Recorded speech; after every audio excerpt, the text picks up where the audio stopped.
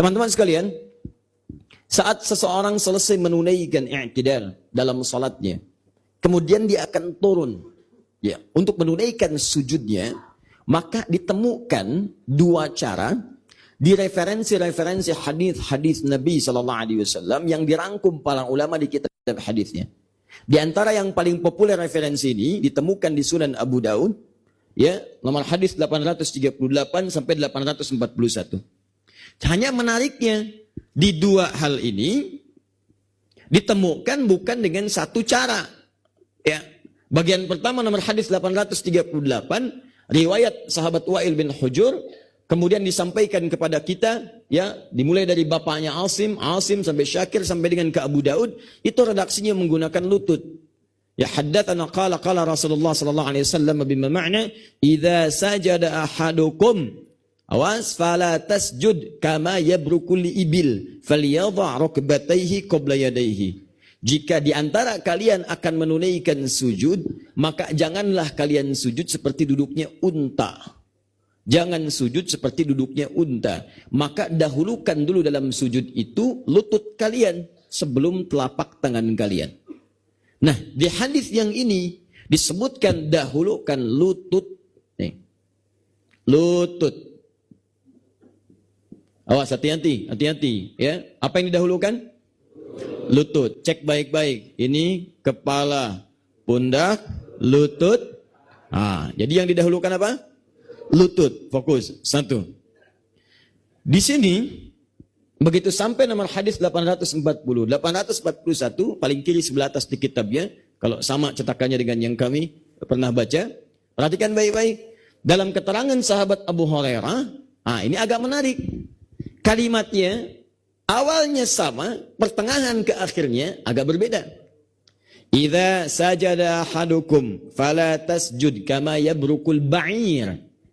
Jika ada di antara kalian akan menunaikan sujud, jangan sujud seperti duduknya unta. Kalimatnya menggunakan ba'ir. Falyadha' yadayhi qabla rukbatayhi. Maka dahulukan telapak tangannya sebelum lututnya. Saya ulang, dahulukan telapak tangannya sebelum lututnya, yang di sini yang digunakan telapak tangan. Telapak tangan. Baik, muncul persoalan. Yang satu pakai lutut, yang satu pakai telapak tangan. Dua-duanya kelihatannya kontradiktif dalam maknanya. Jadi kalau orang ngelihat sekilas gak paham ilmu hadis, apalagi gak belajar fikih ikhtilaf, yang tadi sudah kita pahami dari awal, itu pasti akan menyimpulkan, loh kok bisa? Ini hadis ini benar apa enggak? Satu nyuruh pakai telapak tangan, satu nyuruh menggunakan lutut. Mana yang benar di antara keduanya? Nah sekarang sebelum kita bicara misalnya mana yang benar, atau kita simpulkan dua-duanya benar, sekarang kenapa jadi masalah? Yang jadi persoalan itu teman-teman sekalian, kita paham dalam fikih ikhtilaf, ini kalau ada dalil, itu pasti dipilih. Semua orang pasti paham, kesimpulannya pasti akan boleh menggunakan lutut, boleh menggunakan telapak tangan. Tapi yang jadi masalah, kenapa sampai ada keributan di masyarakat? Gara-gara yang satu pakai telapak tangan, yang satu menggunakan lutut, tiba-tiba bisa berselisih. Mungkin di Bandung, Kota Baru, dan sekitarnya tidak kejadian. Tapi di Bekasi itu muncul persoalan. Pernah ada suami istri yang seperti saya kisahkan. Suami istri sudah berumah tangga, istri yang ngaji di tempat A, suaminya ngaji di tempat B. Istri sudah sholat isya malam-malam, suami pulang telat. Begitu sampai rumah, teman-teman sekalian, sudah lewat dari berjamaah di masjid. Karena macet, datang nyampe rumah sekitar 9 jam 10-an. Sholat di rumah. Begitu akan turun dari i'tidal ke sujud itu, terlihat oleh istrinya. Saat akan sujud, beliau mendahulukan lututnya. Istrinya sudah mulai berbeda. Ya, beda keadaan wajahnya. Sudah lain tampak. Begitu salam, assalamualaikum, assalamualaikum selesai, langsung tanpa muqaddimah datang kepada suami. Nggak ada muqaddimah, nggak ada pendahuluan. Papa sholatnya salah. Kenapa? Nggak sesuai sunnah. Memang kenapa? Seharusnya bukan lutut dulu, Pak, tapi telapak tangan dulu. Maksudnya apa? Saat turun dari i'tidal ke sujud, dahulukan telapak tangan sebelum lututnya. Suami kan disebut salah, ya bertahan, defense. Ya kan? Wah, silakan, yang satu Lionel Messi, satu Sergio Ramos, juga kan? Satu nyerang, satu defense. Jadi pertanyaan adalah, simpan baik-baik. Kata istrinya, papa sholatnya salah. Kata suami, mama yang nggak baca hadis. Padahal dua-duanya nggak baca. Besoknya ketemu saya. Ya. Jadi ini persoalan dan ini seringkali muncul di masyarakat. Sehingga disebutlah kemudian sampai ada istilah-istilah. Ini yang sholatnya pakai telapak tangan, itu yang nyunnah. Yang pakai lutut, itu yang tidak nyunnah. Atau sebaliknya, yang pakai lutut itu sholatnya sesuai hadis. Yang pakai telapak tangan, itu sholatnya tidak sesuai hadis. Maka teman-teman sekalian, pertanyaannya, dari mana ini muncul kalimat-kalimat ini sampai menyebar di masyarakat? Sumber awalnya di mana? Dan seperti apa para ulama menyikapinya? Jadi saya mau tunjukin begini, ulama aja menyikapinya begini, masa anda yang bukan ulama nggak begitu? Paham ya? Baik, jelas sampai sini? Belum saya terangkan bagaimana, kenapa bisa jelas? Antum ini, aduh, sedang ngapus nggak bisa, jelas aja gitu kan? Bismillah. Yuk kita mulai. Lihat sini, kita bicara ilmu hadis dulu ya. Setelah itu nanti baru bicara yang lain. Dalam ilmu hadis, satu hadis bisa diterima dengan baik dan diamalkan, itu kalau ada dua hal yang selaras, tidak bermasalah. Dua hal itu, satu disebut dengan sanad, yang kedua disebut dengan matan. Sanad itu silsilah periwayat yang meriwayatkan informasinya, yang meriwayatkan substansi bacaan atau petunjuk hadisnya sampai ke Nabi. Cek dulu orangnya ada enggak. Nah, misalkan kita menerima hadis, ini riwayatnya Al-Bukhari. Al-Bukhari itu enggak pernah ketemu Nabi. Bagaimana kemudian bisa cek Al-Bukhari cek sebelumnya terus sampai ketemu Nabi. Itu yang disebut dengan sanad. Awas, ini penting nih, kalau enggak belajar ilmu hadis, enggak tahu ilmu hadis, komentarnya berantakan. Ya asal bicara saja. Oh, hadis itu nggak bisa diterima. Itu kan baru muncul 200 tahun setelah wafatnya Nabi. Nah, itu menunjukkan dia nggak paham hadis. Jadi kalau nggak paham sesuatu, nggak usah banyak komentar. Yaitu nanti menghasilkan hal-hal yang tidak bisa dipahami dengan baik. Maka runtutan kemudian periwayat hadis sampai menuju kepada Nabi itu disebut dengan sanad, di sumber informasinya. Adapun isi hadisnya disebut dengan matan. Nah, dua-duanya ini seperti sayap burung, nggak boleh bermasalah. Satu bermasalah, maka burung nggak bisa terbang. Dalam hadis pun demikian. Satu bermasalah antara sanad dengan matan, maka hadisnya nanti jadi persoalan. Dan konsekuensi terbesarnya nggak bisa diamalkan dalam amalan-amalan ibadah. Maka yang penting kita lihat, apa persoalan di ilmu hadis antara sanad dengan matan ini, yang melahirkan perselisihan di masyarakat, padahal itu bisa dikompromikan dan bisa dilihat bagaimana para ulama menyikapi itu semua. Sekarang kita bahas dari segi sanadnya dulu, baru kemudian ke matan. Nah, teman-teman sekalian, awal persoalan, munculnya persoalan dalam pembahasan sujud menggunakan telapak tangan atau lutut, ini dalam ilmu sanad muncul pada penilaian rawi dari hadis yang pertama ini yang diriwayatkan oleh Wa'il bin Hujur. Siapa rawi atau yang meriwayatkan hadis dimaksud yang disoal itu? Beliau bernama Syakir namanya. Ya, jadi dari Wa'il bin Hujur disampaikan, diterima oleh bapaknya Asim, bapaknya Asim menyampaikan kepada Asim anaknya, di sini kemudian disampaikan kepada Syakir. Syakir ini disoal oleh seorang ahli hadis kontemporer bernama Syekh Muhammad Nasruddin Al-Albani dalam kitabnya Silsilah Al-Ahadits Ad-Dha'ifah, juz yang kedua, halaman 329, ya, 392. Maka beliau menyampaikan, perhatikan baik-baik. Di sini kata beliau, Syakir dalam kitabnya itu dinilai lemah, dhaif. Orangnya dhaif. Di beberapa ulama oleh beliau. Pertama, kata beliau, kata Imam At-Tirmidzi. Imam At-Tirmidzi nama aslinya Muhammad, tumbuh dan berkembang di Tirmiz, maka dikenal dengan At-Tirmidzi. Fokus baik-baik. Menurut Imam At-Tirmidzi, beliau itu orang yang suka meriwayatkan secara menyendiri. Jadi kalau ada riwayat hadis, seringnya sendiri, yang lain nggak riwayatkan. Jadi meriwayatkan hadis sendirian, yang lain enggak, ini meriwayatkan. Pertama, sifat meriwayatkannya senantiasa meriwayatkan secara menyendiri. Jadi dalam prinsip ilmu hadis, kalau ada hadis bagus untuk diamalkan, kenapa cuma beliau aja yang tahu, yang lainnya enggak? Jelas ya? Maka yang kedua, ini pun ada yang menyebutkan hafalannya seringkali terganggu, lemah atau kacau. Setelah menjadi hakim di Kufah, kadang-kadang terpengaruh bagian dari hafalannya, sehingga kadang-kadang tidak konsisten, kadang menyebutkan ini, kadang menyebutkan itu. Maka disitir kemudian pendapat diantaranya, kata beliau dari Imam At-Tirmidzi. Kemudian beliau juga menyebutkan ada keterangan dari Ibnu Hajar Al-Asqalani, yang menyebutkan bahwa menguatkan pendapat Syakir itu suka menyendiri. Ini suka menyendiri ya dalam meriwayatkan hadis. Maka dinilai oleh beliau karena ini menyampaikan demikian, ini menyampaikan demikian, maka disimpulkan oleh beliau pelan-pelan. Fokus kalimatnya, kata beliau, maka setiap hadis yang disampaikan oleh Syakir kualitasnya itu dhaif, lemah sifatnya. Persoalannya, ya Syekh, ya kita tanyakan, Anda mengatakan riwayat ini lemah, sulit untuk diamalkan. Kalau ini dipandang lemah, lantas kemudian bagaimana cara menunaikan ya akan ke sujud setelah kita selesai menunaikan yang i'tidal? Maka kata beliau, nah itu persoalannya. Ada hadis yang kedua yang dipandang lebih kuat dibandingkan dengan yang pertama. Hadis kedua itu diriwayatkan oleh sahabat Abu Hurairah radhiyallahu taala anhu. Semua perawinya, sanadnya sampai dengan diterima oleh kita itu tidak ada persoalan dibandingkan dengan yang pertama. Maka yang kedua ini yang diriwayatkan oleh sahabat Abu Hurairah itu yang menggunakan telapak tangan. Di argumentasi beliau, yang pertama yang riwayat yang ini karena ada Syakir di dalamnya, dipandang lemah suka menyendiri, kadang-kadang hafalannya juga ada persoalan, kemudian disebut langsung bertentangan dengan hadis yang kedua. Dari segi sanadnya.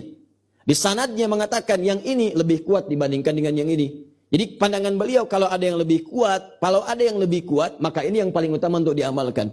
Maka dipilihlah kemudian yang ini, Syekh Muhammad Nasiruddin Al-Albani memilih menguatkan pendapat yang ini dan mendoifkan kemudian yang ini. Paham sampai sini? Persoalan mulai muncul di sini. Yang disebut Syekh Al-Albani nggak pernah menyalahkan yang ini salah. Beliau hanya mengatakan yang ini lebih lemah dibandingkan dengan yang ini. Tapi kok bisa muncul buku-buku cetakan belakangan dan disampaikan kemudian pengajaran oleh sementara Ustadz menyimpulkan yang ini yang benar, tiba-tiba ada kesimpulan yang ini salah. Awas, hati-hati. Padahal dalam pendekatan ilmu hadis, hati-hati. Lemah itu belum tentu kemudian tidak bisa diamalkan. Awas. Pahami dengan baik ya. Beliau hanya menyatakan yang ini lemah, yang ini lebih kuat. Tapi tidak pernah mengatakan yang ini nggak bisa diamalkan. Hanya mengatakan memilih yang ini karena ini dipandang lebih kuat dibandingkan dengan yang ini. Maka itu kemudian beliau menggunakan telapak tangan dalam amalannya. Jadi sebetulnya sebelumnya nggak ada persoalan. Sebelum masa Syekh Muhammad Nasiruddin Al-Albani nggak ada masalah. Semua ada yang mengamalkan lutut, ada yang mengamalkan telapak tangan. Ketika beliau menulis kitab Silsilah Al-Hadits Ad-Dha'ifah, ya juz yang kedua di halaman 392 tadi, diruntutkan, oh yang ini lemah, yang ini kuat, ini lebih kuat dibandingkan yang ini. Maka saya memilih yang ini dibandingkan dengan yang ini. Paham? Lihat, bagaimana dan bagaimana kemudian orang-orang mengajarkan lantas tiba-tiba diamalkan dengan pemahaman yang belum tentu sama dengan siapa yang menuliskannya. Ini sering terjadi nih. Ya, saya beri contoh begini. Beliau menulis di kitabnya ada sifat salat Nabi. Dituliskan doa iftitah atau istiftah itu sampai 11 doa. Tiba-tiba ada buku kecil menyebutkan sifat salat Nabi dari Syekh Nasiruddin Al-Albani, itu hanya menyebutkan 2 saja doanya. Ya, ini 1, 2 doa padahal beliau menyebutkan 11. Di situ ada Allahumma ba'id, di situ ada wajjahtu, di situ ada Allahu akbar kabira, walhamdulillahi katsir dan seterusnya. Tiba-tiba ada kesimpulan yang benar yang ini, yang lain salah. Tiba-tiba ada yang menyoal, wajjahtu ini enggak betul, sebetulnya panjang, kenapa diperpendek? Padahal di kitabnya sendiri itu bisa diperpendek. Mau diperpendek silahkan, mau dipanjangkan silahkan, kapan dibaca panjang, kapan dibaca pendek. Inilah pentingnya kita kembali kepada literasi awal, baca dulu kitabnya dengan utuh. Nah, kadang-kadang ada yang ditelan mentah-mentah saja. Padahal mangga aja ditelan mentah nggak enak. Ya. Jangankan nelan mangga mentah, nelan mangga mateng aja bermasalah. Ya. Harusnya dikupas dulu gitu kan. Potong dulu, lihat satu-satu. Ini juga sama. Nah, yang jadi persoalan, satu, apakah benar sanadnya ini bermasalah? Seperti disebutkan. Atau ada keterangan lain yang belum dicantumkan. Inilah yang paling menarik, yang dibahas oleh para ulama-ulama yang lain. Terutama yang paling detail membahas adalah Syekh Ibnu Al-Mulaqin. Ya, dalam kitab yang telah kita tadi, teman-teman sekalian, ya. Fokus. Lihat baik-baik, Tuhfatul Muhtaj. Mengurai kembali ini. Yang paling menarik bukan kemudian mengurai penjelasan Syekh Al-Albani yang tadi, tapi menjelaskan apa yang dimaksud keterangan Imam At-Tirmidzi, siapa lagi kemudian yang menjelaskannya, siapa yang menyebutkan lemah, bagaimana ada yang menguatkannya, maka dituliskan oleh beliau. Apa yang diantara yang dituliskan? Hei, diantara yang melemahkan Syakir itu, Anda mesti ingat, ada juga yang menguatkannya. Ada yang memandang beliau thiqah, ada yang menyebut beliau itu kuat, ada yang menyebut beliau kuat hafalannya, bahkan ada yang menyebut beliau hujjah di masanya. Siapa diantara mereka? Ada Yahya bin Ma'in, Ini ahli hadis. Hati-hati. Bahkan Imam An-Nasai menyebut laisa bihi ba'sun. Ada Imam An-Nasai. Ada Imam As-Sikin. Bukan As-Sikin yang ini ya. Ada kameramen. As-Sikin. Hati-hati. Termasuk Imam Az-Zahabi dalam Mizanul I'tidal. Imam Az-Zahabi. Fokus. Mereka menyebutkan Asy-Syakir itu hujjah. Asy-Syakir itu kuat hafalannya. Asy-Syakir itu bagus. Dan Asy-Syakir tidak menyendiri. Ketika Imam At-Tirmidzi mengatakan dia sedang menyendiri, awas kalimatnya belum tuntas. Ternyata ini belum selesai. Ibnu Hajar Al-Asqalani mengatakan dia sedang menyendiri. Ternyata kalimat yang dipotong sampai situ belum selesai tuntas ke yang lainnya. Teman-teman sekalian, dikatakan kemudian kata Ibnu Mulakin, At-Tirmidzi mengatakan beliau menyendiri. Saya mengatakan, kata Ibnu Mulakin, saya mengatakan ternyata beliau tidak menyendiri. Ada syahid-syahid yang lain yang meriwayatkan. Disebutkan, ini yang meriwayatkan. Kalau Syakir meriwayatkan hadis A ini, maka yang B pun meriwayatkan. Disebutkan orangnya. Si B meriwayatkan dari jalur fulan, si C meriwayatkan dari jalur fulan, si D meriwayatkan dari jalur fulan. Ternyata ketika ditemukan, maaf, yang menyebut menyendiri itu tidak menemukan referensi-referensi yang ini. Ibnu Mulakin mencari dan menemukannya. Ini wajar, karena manusia itu apalagi di zaman dulu pasti punya keterbatasan. Satu, keterbatasan akses. Sekarang antum pengen hadis ketik Google. Google ketik keluar. Orang dulu Google belum ada. Internet nggak nampak. Handphone jangankan yang sekarang. Ada iPhone dan macam-macam. 3315 belum nampak. Jadi kalau pengen hadis harus dicari sampai ketemu orangnya.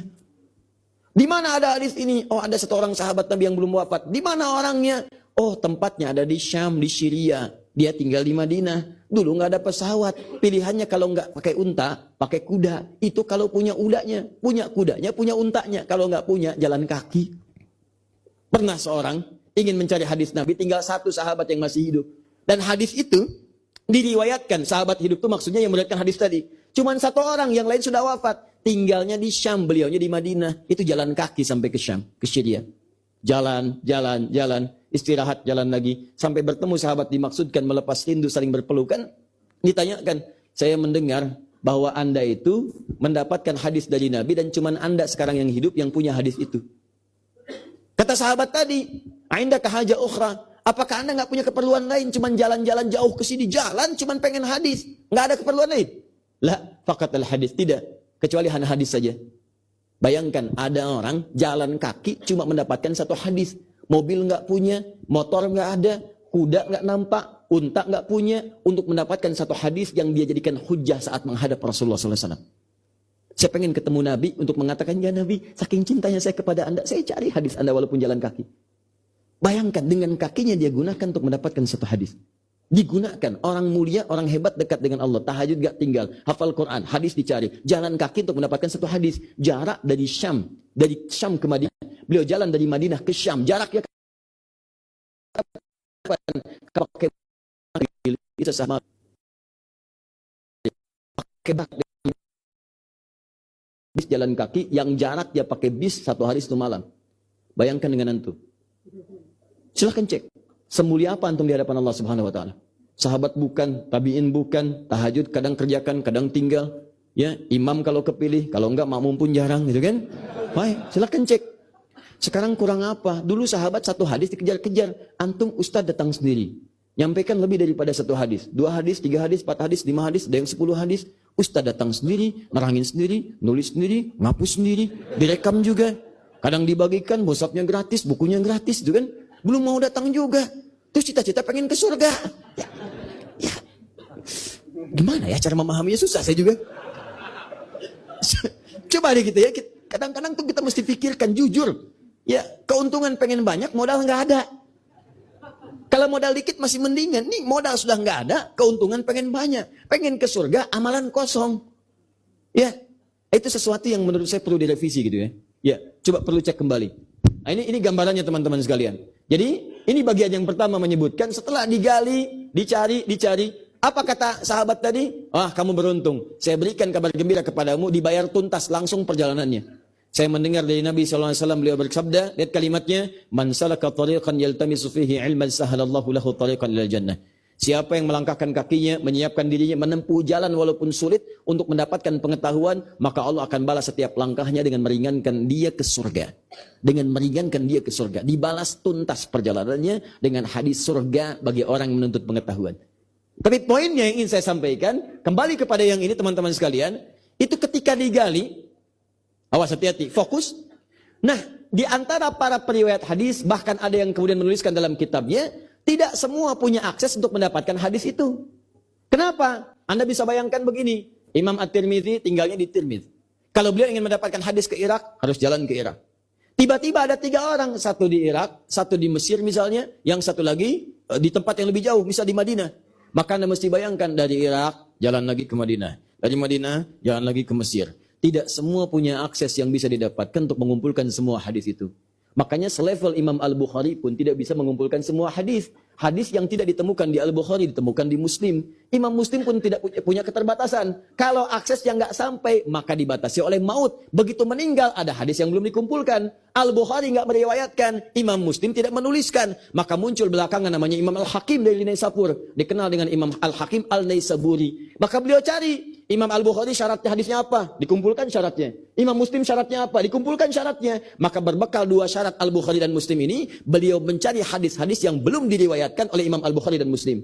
Maka ditemukanlah, begitu ditemukan, dikumpulkan.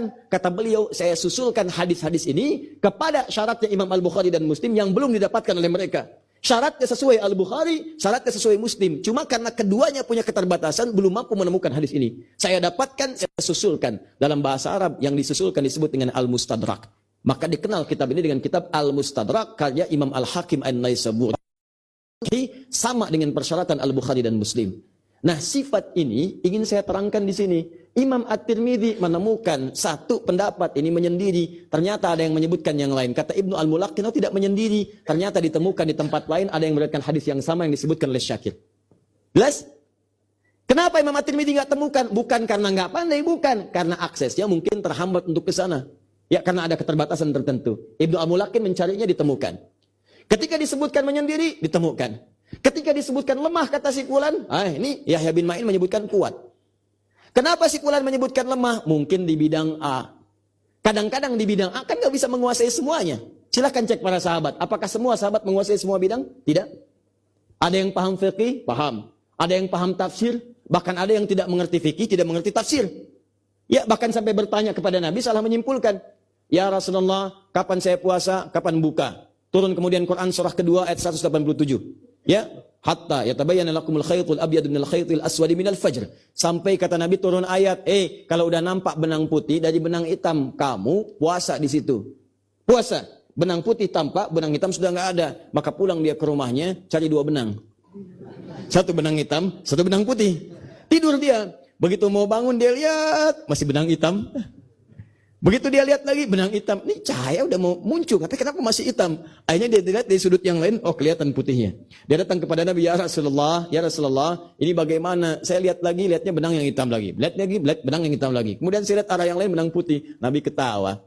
Ketawa Nabi. Begitu ketawa, beliau sampaikan pada sahabat yang lain, dia agak berkurang pengetahuannya. Maksud di sini, maksudnya nggak paham dalam masalah ini. Yang saya maksud bukan kamu cari 2 benang. Yang saya maksud ketika datang fajar, itu bahasa ungkapan kinayah dalam ilmu balaghah. Kinayah, bukankah malam itu gelap? Begitu fajar datang, lihat, seperti besatan yang putih kan? Sama dengan Anda kemudian menaruh kain yang gelap, yang hitam, tiba-tiba Anda tarikkan benang putih di situ. Akan kelihatan kan? Ada satu yang beda. Seperti itulah digambarkan dalam suasana Al-Quran. Al-Quran itu tinggi. Ya, bahasanya tinggi. Kata Al-Quran, seperti kamu membentangkan benang putih di atas kain yang hitam. Seperti itulah fajar. Begitu tadinya gelap. Kalau antum padamkan lampu semuanya misalnya, cahaya yang dipadamkan, tiba-tiba ada kilatan. Putih yang memecah keheningan malam, gelap itu tiba-tiba jadi sedikit berkurang. Itulah yang dimaksud dengan fajar. Yang dimaksud dengan fajar. Jadi enggak semua sahabat itu bisa memahami seluruhnya. Karena itu kalau dihukumi Syakir lemah, lemahnya di yang mana? Mungkin lemah di satu A, tapi kuat di sisi yang lain. Kenapa? Karena ada yang menyebutkan beliau hujjah, hafalannya kuat. Ternyata dalam persoalan-persoalan terkait dengan sholat, itu lebih banyak yang menyebutkan beliau itu kuat hafalan dibandingkan dengan lemahnya. Maka disimpulkan oleh para ulama setelahnya, cuma Syekh Al-Albani yang beda. Yang lain menyimpulkan bahwa ini ternyata hadisnya tidak bermasalah. Ini pun dipandang kuat, ini dipandang kuat, statusnya sama secara sanad. Siapa di antara yang menyimpulkan itu semua? Di antara level yang lebih tinggi dari Imam Al-Albani naik ke atas ada Syekh, ya misalnya Ibnu Qayyim Al-Jauziyah. Naik lagi Syekhul Islam Ibnu Taimiyah. Orang sepakat kalau antum bandingkan antara Ibnu Taimiyah dengan Syekh Al-Albani, lebih kuat Ibnu Taimiyah dari semua ilmunya. Maka beliau menilai dalam kitabnya Majmu' Fatawa, saya punya juga, saya bawa kesempatan kali ini, rangkumannya. Beliau sampaikan, maka sepakat ulama. Tuh. Kalimatnya sepakat ulama. Bahwa di antara dua pilihan ini tidak ada yang bermasalah. Karena dua-duanya dipandang kuat untuk diamalkan. Jadi persoalan sanad tuntas teman-teman sekalian. Yang ini sebetulnya sahih, yang ini pun sahih. Hanya ada kekurang lengkapan dalam menampilkan referensi. Sehingga disimpulkan bahwa yang ini lemah, yang ini kuat. Apa di antara yang kurang lengkap itu? Akses mendapatkan informasi tidak dapat menyempurnakan apa yang telah ditampilkan. Paham sampai sini? Baik, jadi kalau ada yang mengatakan lagi, ini lemah, ini kuat, sampaikan aja gini. Mas, siapa namanya? Asep. Ini Mas Asep ya. Menurut Mas Asep dengan Yahya bin Ma'in. Ya, tahu Yahya bin Ma'in? Oh, Buya Yahya itu. Bukan Buya Yahya. Kalau Buya Yahya yang di Cirebon, beliau faqih dalam ini. Yahya bin Ma'in itu ahli hadis, pakar hadis, diakui ulama, selevel ulama mengakui semuanya. Wah, kira-kira menurut Mas Asep, dibanding Mas Asep, pintar mana ilmu hadis? Ya jelas Yahya bin Ma'in. Mas Asep kenal nggak Ibnu Adz-Dzahabi? Oh nggak kenal. Itu beliau itu pengarang kitab Mizanul I'tidal. Ahli hadis tahu ini yang kurang bagus, ini yang bagus, ini yang sahih, ini yang dhaif, ini yang bermasalah, ini yang tidak. Kira-kira dengan Mas Asep bagus mana? Ya bagus Adz-Dzahabi itu. Terus ada lagi An-Nasai. Kenal An-Nasai? Kenal di mana Mas Asep? Oh maksudnya dengar. Baik, ada kitab Sunan An-Nasai. Beliau orang hebat, hafal Quran, hafal hadis, nulis kitab. Menurut Mas Asep, dibanding Mas Asep dengan An-Nasai, kira-kira pintar mana? An-Nasai itu. Jadi ada berapa yang pintar? 3. Ya. 1 siapa? Yahya. 2, Adz-Dzahabi. 3, An-Nasai. Dibanding Mas Asep, pintar siapa? Ya pintar ketiganya. 3-tiganya mengatakan hadis ini sahih. Mas Asep mengatakan dhaif. Jadi kira-kira yang sahih itu 3 orang itu atau Mas Asep? Oh, Abi mau kumaha tuh dah.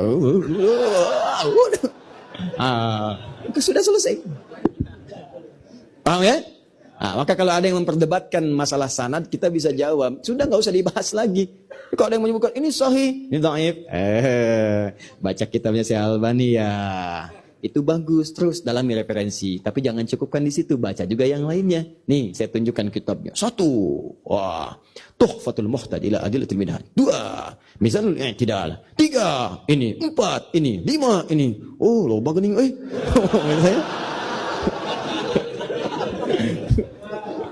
Di mana yang baca? Henteu ini. Di mana betnya ho? Kajian Ustaz Adi. Ya, Ustaz Bin. Bukan Ustaz Bin, Ustaz Adi.